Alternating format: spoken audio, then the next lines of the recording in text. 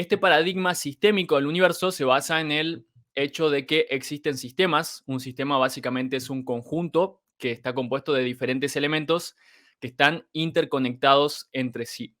¿Cuál es la diferencia del paradigma mecanicista con el paradigma sistémico? Como se puede ver en la imagen de ejemplo, en la concepción de los sistemas nos muestran que el universo está interconectado, que cada parte está conectada con las demás y que por ende lo que cada una de las partes haga va a influir en el resto. Esta ya es una primera diferencia con respecto a lo que veníamos viendo en los lives anteriores, donde el paradigma mecanicista nos decía que el universo es como una máquina y que solamente podemos influir sobre las cosas que están inmediatamente cercanas a nosotros.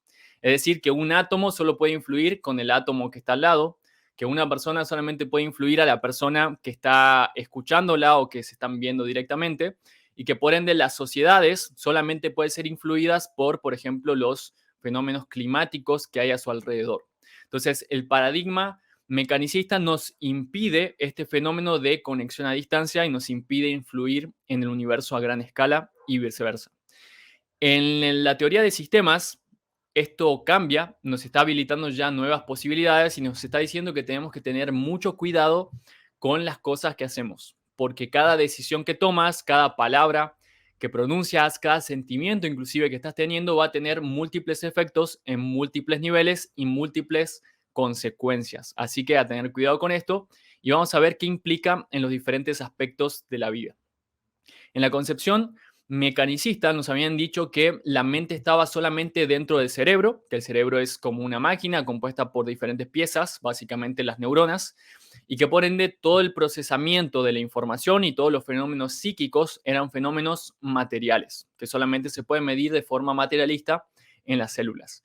En esta concepción, en cambio, sistémica del universo, nos empieza a avisar que la mente está conectada con el resto de los sistemas del universo. Nuestra mente no está aislada en nuestra cabeza, simplemente no está confinada dentro de la cabeza ni dentro del cerebro, sino que tu mente está conectada con diferentes tipos de sistemas y diferentes tipos de niveles. Aquí ya nos introduce una innovación que no estaba en el paradigma anterior y que es el hecho de que el sistema del lenguaje también influye en tu mente. El lenguaje influye en la manera que tienes de pensar. Según las palabras que conozca, vas a ser capaz de pensar o no pensar ciertas cosas. Según la manera de hablar también, de pronunciar las palabras, según el ritmo, según el tipo de conversaciones que tengas y el resto de dinámicas sociales y lingüísticas, tu mente va a ser programada o reprogramada. Vas a tender a pensar en ciertas cosas y vas a tender a buscar ciertas soluciones también. Y no solo eso, sino que el lenguaje a la vez te va a permitir ser consciente o inconsciente de algunas cosas. Hay culturas donde, por ejemplo, como los esquimales, poseen 19 palabras diferentes para distinguir el blanco. Nosotros en Occidente normalmente hablamos de blanco con una sola palabra, como si todo el blanco fuera blanco y ya está.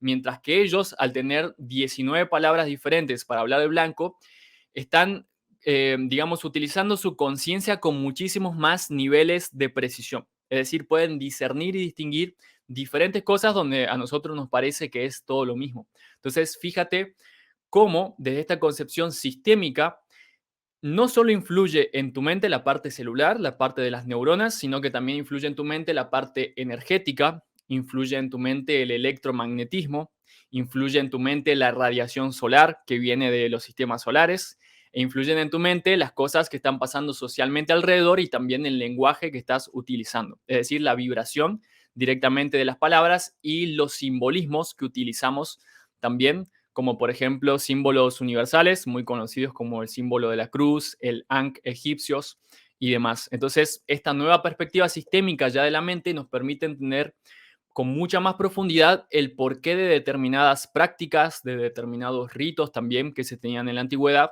como el hecho de rezarle al universo, a Dios, de hacer oraciones, de hacer rituales o de utilizar determinados símbolos también dentro de las casas o en los templos, por ejemplo. Cosa que desde el paradigma mecanicista no tenía sentido y parecía simplemente un delirio. Pues porque si no era algo directamente material que estuviera dentro del cerebro, parecería que no serviría para programar o para utilizar la mente. Pero vamos a ver algunas otras influencias y algunos cambios de este paradigma sistémico.